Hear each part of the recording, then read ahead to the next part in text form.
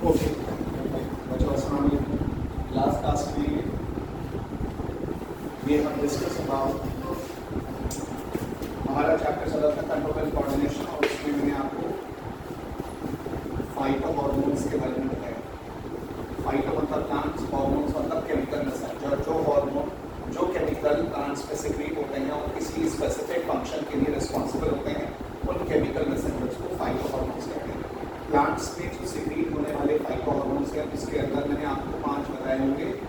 एक बताया था ऑक्सिन्स, सेकेंड होते हैं कौन से, जिबरेलिन्स, तीसरा होता है cytokinins, fourth is abscisic acid, और लास्ट है इथाइलिन। ये 5 फाइटो हार्मोन्स होते हैं जो प्लांट्स में पाए जाते हैं। पहला मैंने आपको बता दिया था ऑक्सिन। ऑक्सिन नेचुरल भी होते हैं, आर्टिफिशियल भी होते हैं। इसके 4 मेन इंपॉर्टेंट बात याद रखिएगा। पहला आपको बताया था ये हार्मोन प्लांट के अंदर रूट्स को इनिशिएट करता है, टिश्यू कल्चर के टाइम पर। जैसे कि आपको बताया था, कभी कभार इसको रूटिंग हार्मोन के नाम से भी जाना जाता है।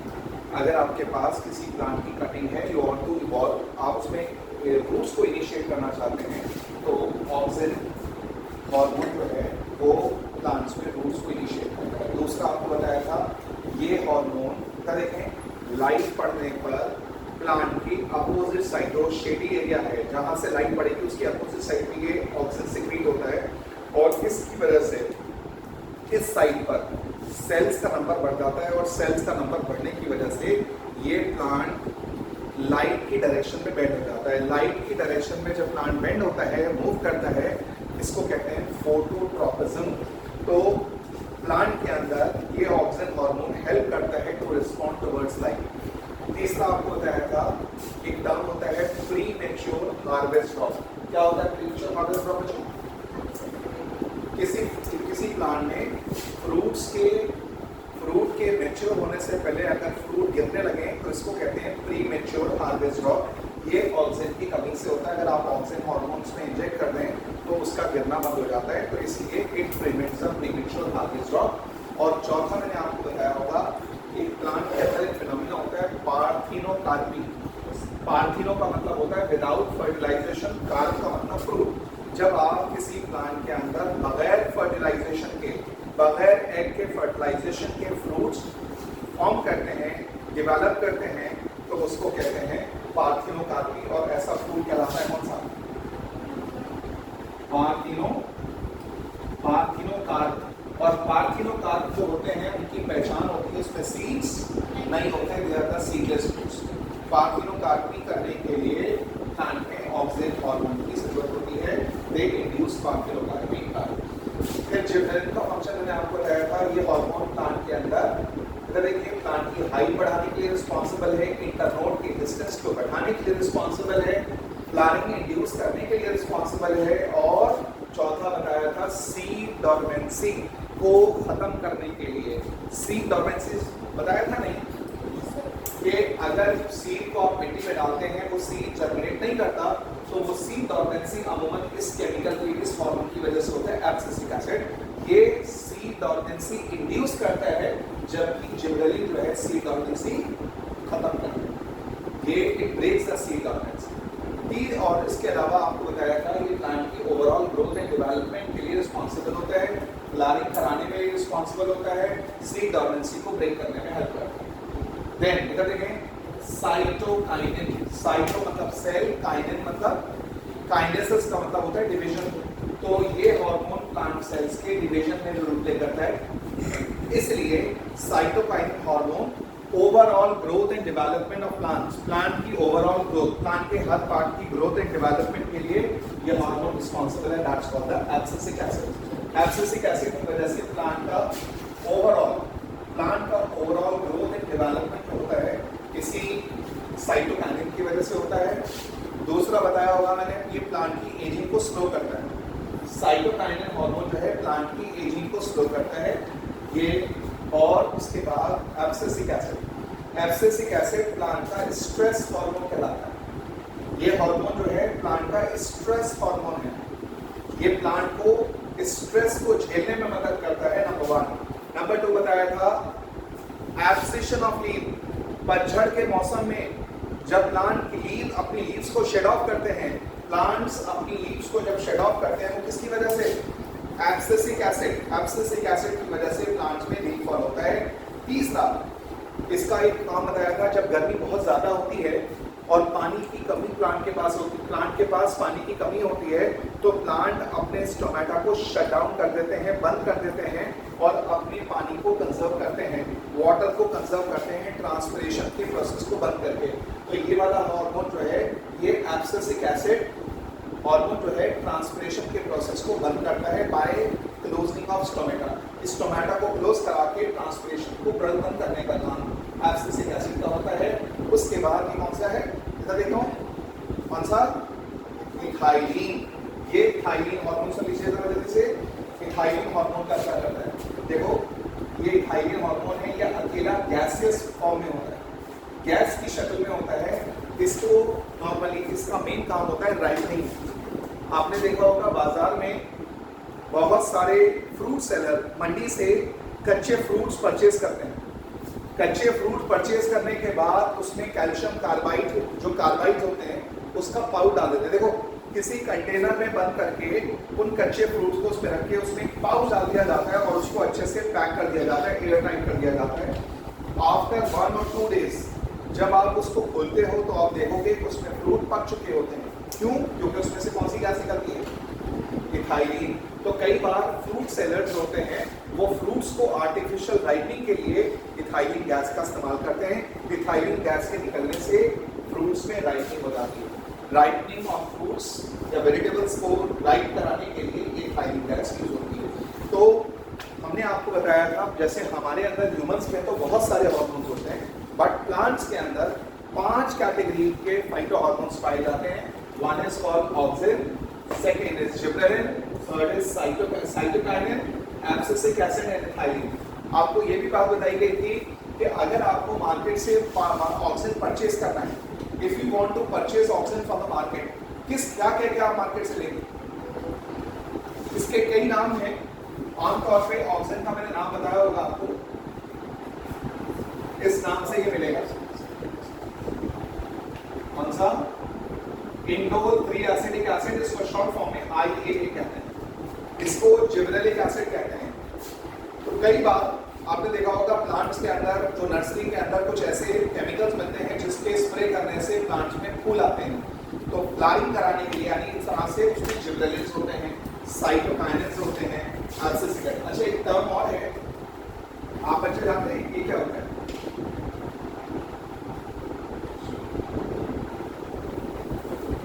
क्या है? Tissue culture. टिश्यू कल्चर एक आर्टिफिशियल प्रोसीजर है, एक टेक्निक है, जिसमें आप किसी प्लांट का कोई भी पार्ट लेकर, उसका स्टेम, उसकी लीव, उसका कोई भी सेल लेकर, उससे प्लांट के जितनी चाहे मर्जी चाहे कॉपीज आप बना सकते हैं। एक प्लांट की जितनी चाहे आप कॉपीज बना सकते हैं in a short span of time. बहुत कम टाइम में एक प्लांट की आपको बहुत सारी कॉपीज बनानी है, तो उसके लिए जो मेथड अप्लाई होता है उसका नाम क्या है? Tissue culture. देखो इसमें क्या करते हैं, टिश्यू कल्चर के अंदर एक फ्लास्क लेते हैं और फ्लास्क लेने के बाद इसमें केमिकल मीडियम तैयार करते हैं। सेल्स को डिवाइड करने के लिए जो मीडियम चाहिए होता है वो डालते हैं इसमें ऑक्सिन भी डालते हैं, इसमें साइटोकाइनिन भी डालते हैं, इसमें साइटोकाइनिन, जिबरेलिन वगैरह डालकर फिर उसके बाद हम इसमें एक प्लांट का सेल डाल देते हैं जिसको हमें ग्रो कराना है। जब सेल डालेंगे तो ये सेल डिवाइड करेगा 1 से 2, 2 से 4, इस तरह से जब सेल्स की बॉल बन जाएगी तो ये सेल्स की बॉल कहलाती है। क्या कहलाता है? कैलस। जब कैलस बन गया तो उसके बाद हमने बहुत सारी टेस्ट ट्यूब ली और हर टेस्ट ट्यूब में दोबारा से हम केमिकल मीडियम तैयार करते हैं और इसका पार्ट थोड़ा थोड़ा हर टेस्ट ट्यूब में ट्रांसफर कर देते हैं और इसके बाद इन सारी टेस्ट ट्यूब को इंक्यूबेटर में रख दिया जाता है। After providing the suitable controlled environment, control temperature provide करने के बाद आप देखेंगे जिसके अंदर हर ट्यूब के अंदर एक छोटा सा एक बेबी प्लांट आपको नजर आएगा, एक वेरी स्मॉल प्लांट हर टेस्ट ट्यूब में आपको नजर आएगा। In every test to see this plant. हर प्लांट, हर ट्यूब के अंदर आपको एक बेबी प्लांट नजर आएगा। अगर 10,000 टेस्ट ट्यूब हैं तो 10,000 आपको छोटे छोटे प्लांट मिलेंगे। तो ये टेक्निक कहलाती है टिश्यू कल्चर। तो टिश्यू कल्चर टेक्निक करने के लिए आप कम वक्त में बहुत सारे प्लांट तैयार कर सकते हैं। उसके लिए हमें ये 3 मेन हार्मोन हैं जो जरूरी होते हैं टिश्यू कल्चर के लिए, that is auxin, gibberellin and cytokinesis. Plant के अंदर नेचुरली भी फाइटो हार्मोन्स निकलते हैं और आर्टिफिशियली भी हम ये डाल सकते हैं। तो इसलिए ऑक्सिन का मैंने फंक्शन आपको बता दिया है, जिबरेलिन का फंक्शन आपको बता दिया है, साइटोकाइनिन भी बता दिया, एब्सिसिक एसिड और एथाइलिन बता दिया है। ये सारे फाइटो हार्मोन्स हैं। अब इसके बाद हमारा नेक्स्ट टॉपिक जो है वो कौन सा है?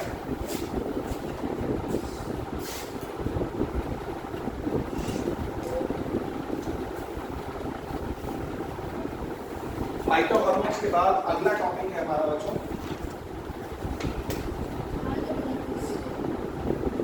कौन सा?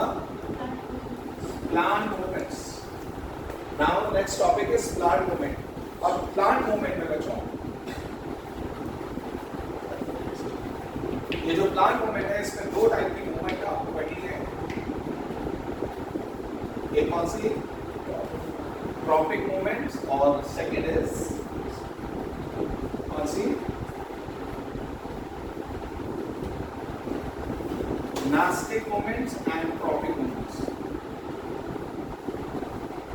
प्लांट के अंदर 2 टाइप की मूवमेंट्स देखने को मिलती हैं, ट्रॉपिक और नास्टिक। ट्रॉपिक का मतलब होता है जब आपने किसी प्लांट को कोई फिजिकल या केमिकल स्टिमुलस दिया।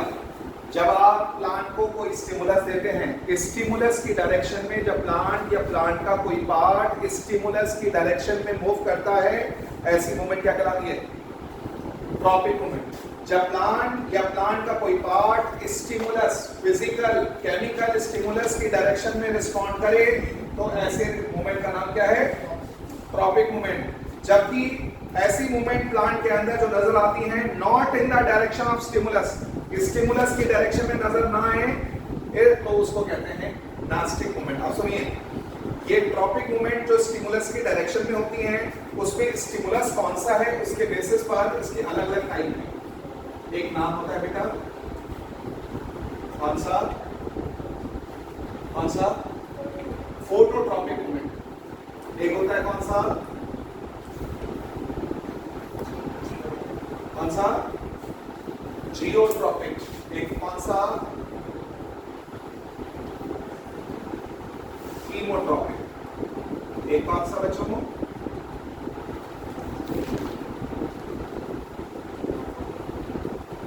और एक और होता है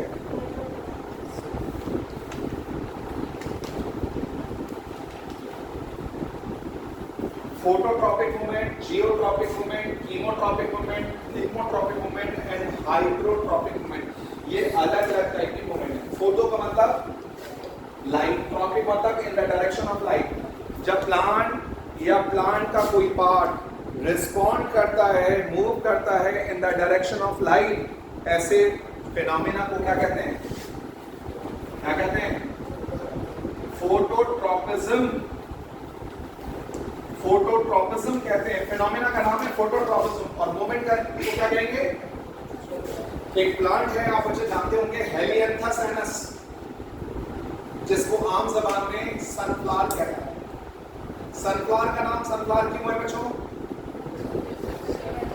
क्योंकि इट फेसेस टुवर्ड्स सन, यानी जहां जैसे जैसे सन की लाइट की डायरेक्शन चेंज होती है, लाइट की डायरेक्शन चेंज होती है, इस फ्लावर की डायरेक्शन भी उसके हिसाब से बदलती जाती है।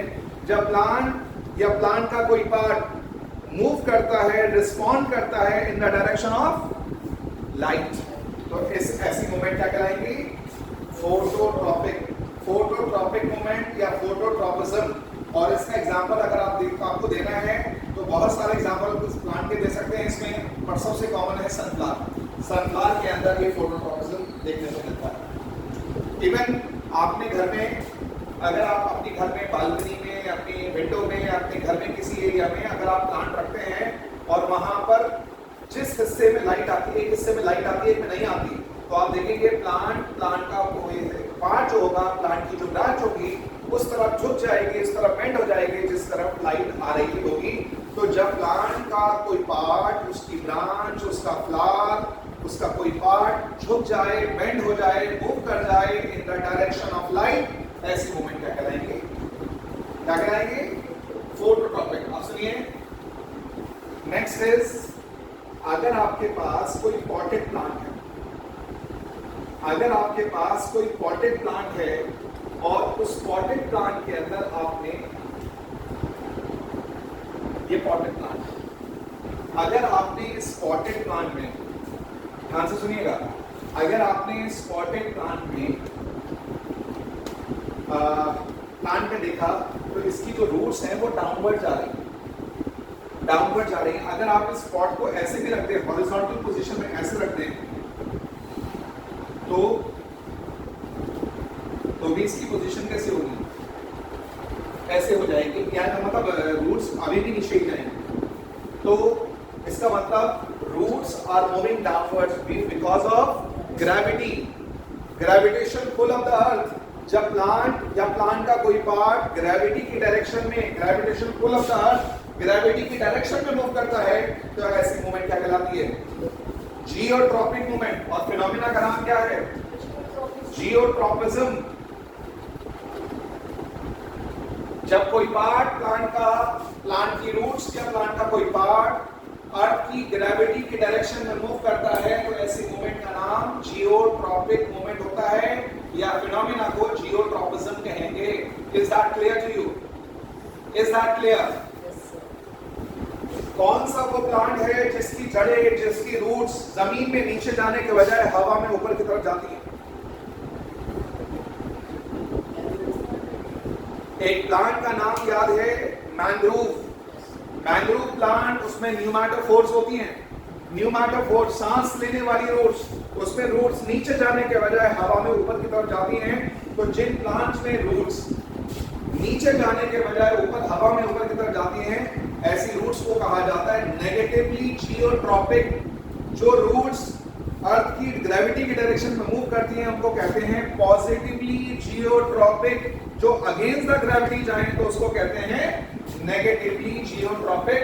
तो प्लांट्स के अंदर जो रूट्स जो मूव करती हैं ग्रेविटी की डायरेक्शन में, उसको जियोट्रॉपिक मूवमेंट कहेंगे। Is that clear? आगे सुनिए।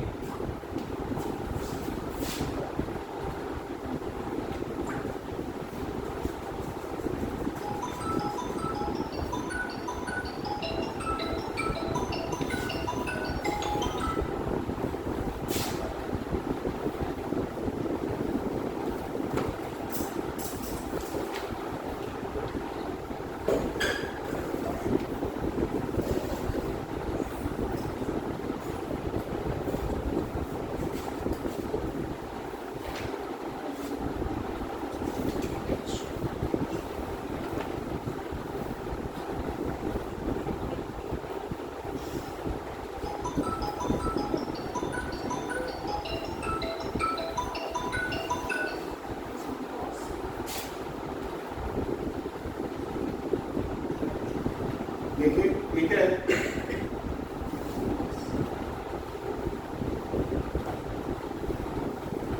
ठीक है। इधर देखो, एक प्लांट के अंदर ये क्या है? एंथर। एंथर के ऊपर क्या बताएंगे? इधर देखो, एंथर के ऊपर ये क्या है? क्या है? Pollen grains. पॉलन ग्रेन्स, इस पॉलन ग्रेन में दो कवरिंग होती है।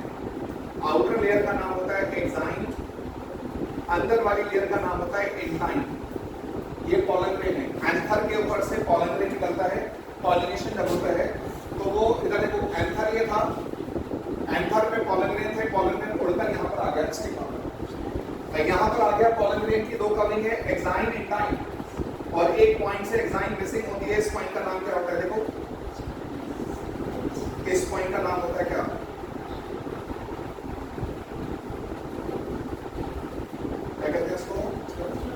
इसको कहते हैं जर्म होल।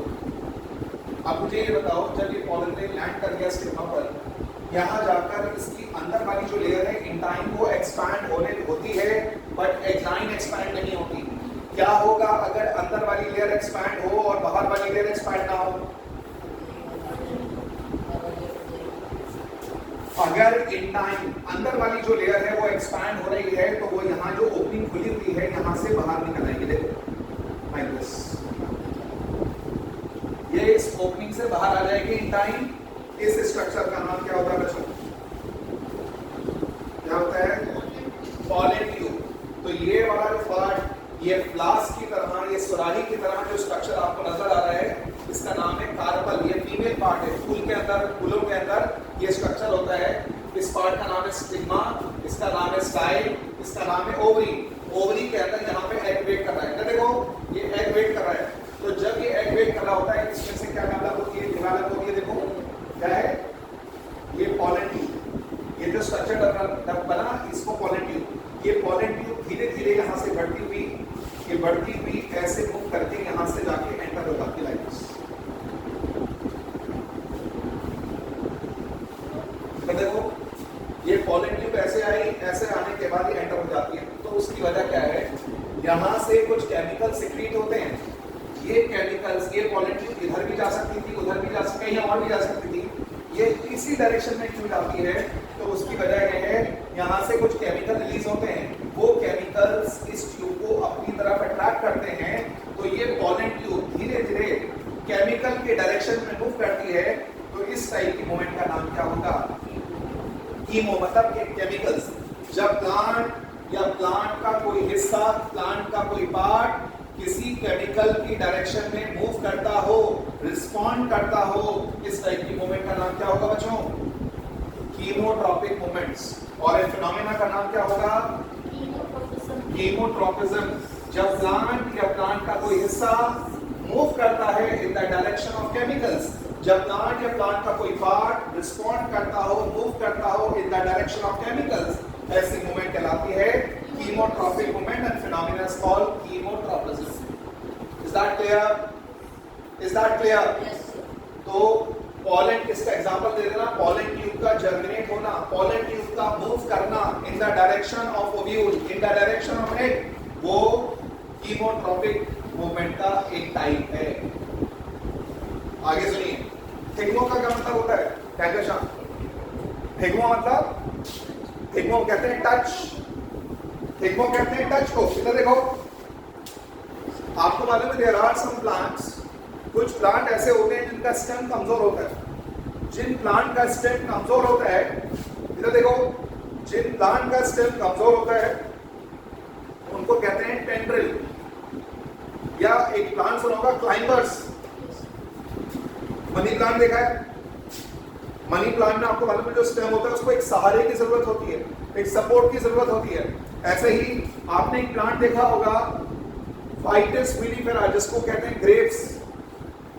एक और प्लांट देखा होगा कुकुरबिटा पिको, जिसको आप कॉमनली कहते हो पंपकिन।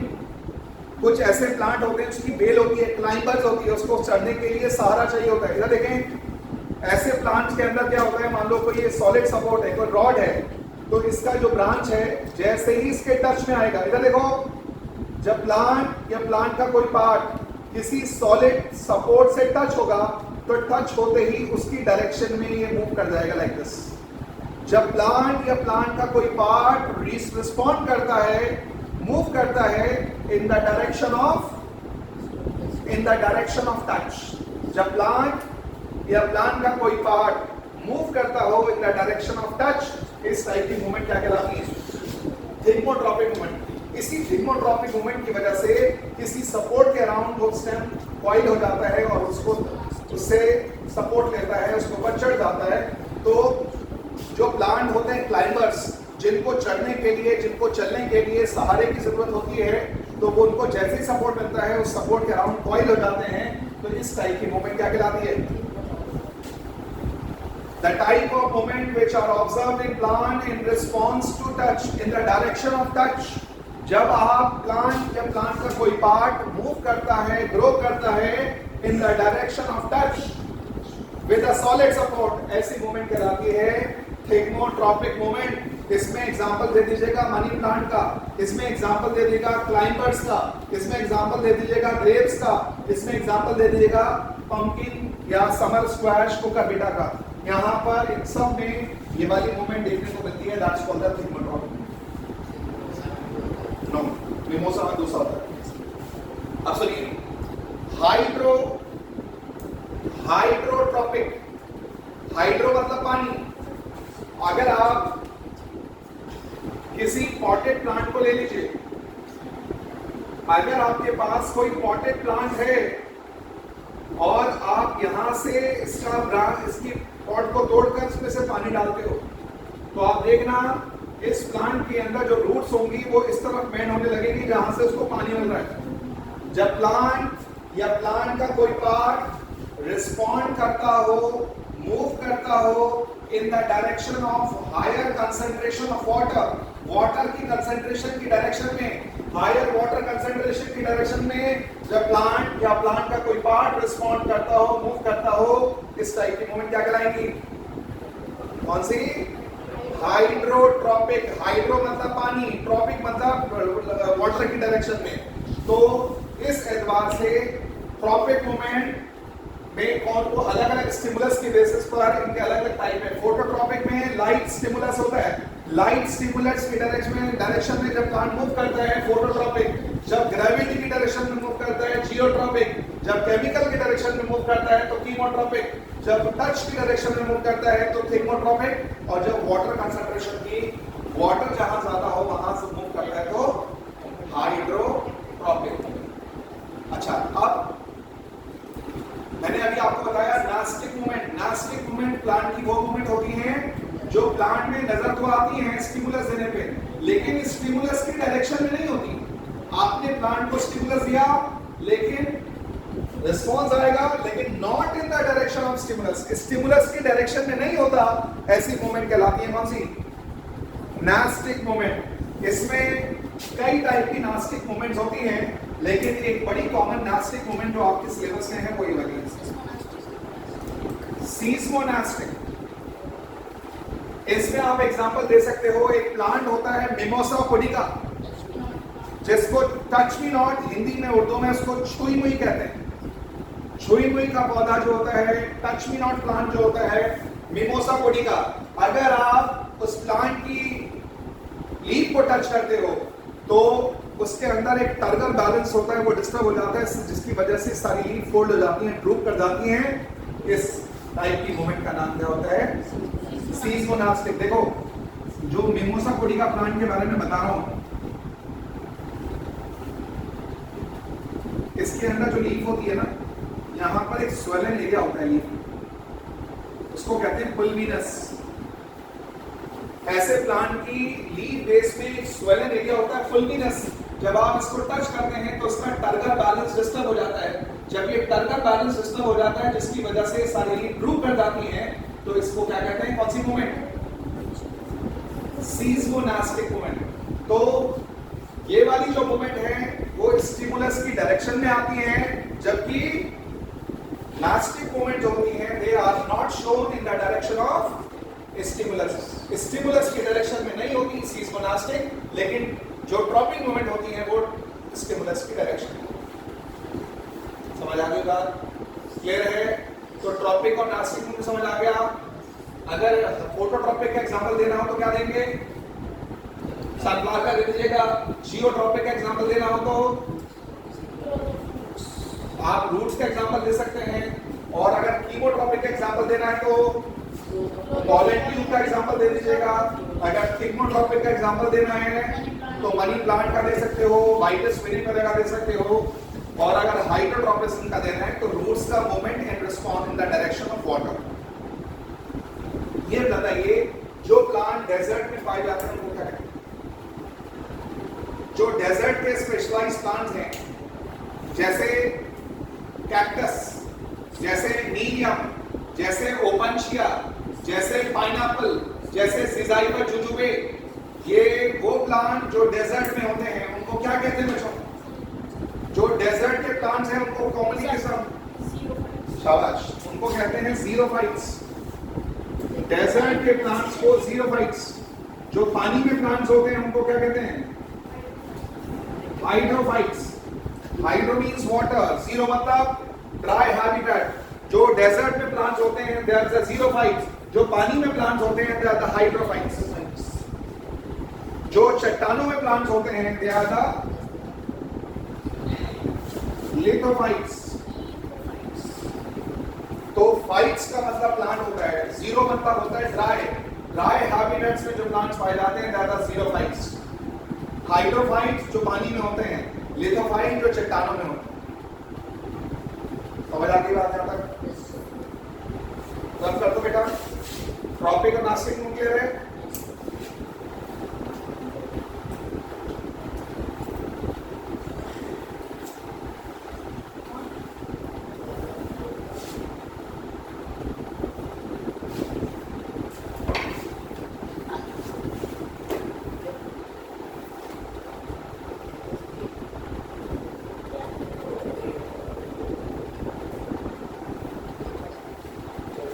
ये क्या है?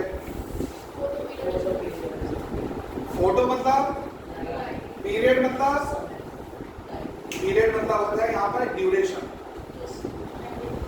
आप बच्चों को अगर याद हो 9th में आपने पढ़ा था rabi crop and kharif crops.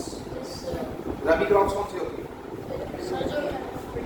जो विंटर्स में, जो विंटर सीजन में ग्रो करते हैं उसको रबी क्रॉप, और एक होती है खरीफ क्रॉप्स, रेनी सीजन में। तो ऐसा क्यों नहीं होता? सारे प्लांट आपको 12 महीने क्यों नहीं मिलते? बहुत सारी फ्रूट्स एंड वेजिटेबल्स आपको स्पेसिफिक कुछ विंटर में मिलेंगे, कुछ समर में मिलेंगे। ऐसा क्यों नहीं होता कि 12 महीने आपको सारे प्लांट मिल सके, फ्रूट मिल सके, वेजिटेबल्स मिल सके? देखिए आपको मालूम है सर्दियों में, विंटर्स में दिन छोटा होता है, रात लंबी होती है, और गर्मियों में समर्स के दौरान दिन जो होता है वो लंबा होता है और रात छोटी होती है। तो इसका मतलब ये हुआ हर प्लांट को ना एक स्पेसिफिक ड्यूरेशन की लाइट चाहिए होती है फ्लावरिंग कराने के लिए, उसमें फल के इवॉल्व होने के लिए, फ्रूट्स के डेवलप करने के लिए उसके अंदर एक स्पेसिफिक ड्यूरेशन की लाइट रिक्वायर्ड होती है। अगर आप एक प्लांट को डिजायरेबल लाइट ड्यूरेशन देते हो उसकी वजह से उसमें फूल आएंगे। जिन प्लांट्स के अंदर गर्मियों में, समर्स में फल और फूल आते हैं वो प्लांट कहलाते हैं long day plants. I repeat, वो प्लांट जिसमें समर्स में फ्रूट्स और फ्लावर्स आते हैं वो प्लांट्स कहलाते हैं लॉन्ग डे प्लांट्स, और वो प्लांट जिसमें विंटर्स में फ्लावर्स और फ्रूट्स आते हैं उनको कहते हैं शॉर्ट डे प्लांट्स। और कुछ ऐसे प्लांट्स हैं जो विंटर्स और समर दोनों में फ्लावर्स देते हैं, फ्रूट्स देते हैं, ऐसे प्लांट को कहते हैं day neutral plants. Day neutral plant. तो इसलिए 3 टाइप के प्लांट्स हो गए ड्यूरेशन ऑफ लाइट के बेसिस पर। पहले तो फोटो पीरियोडिज्म की डेफिनेशन क्या है?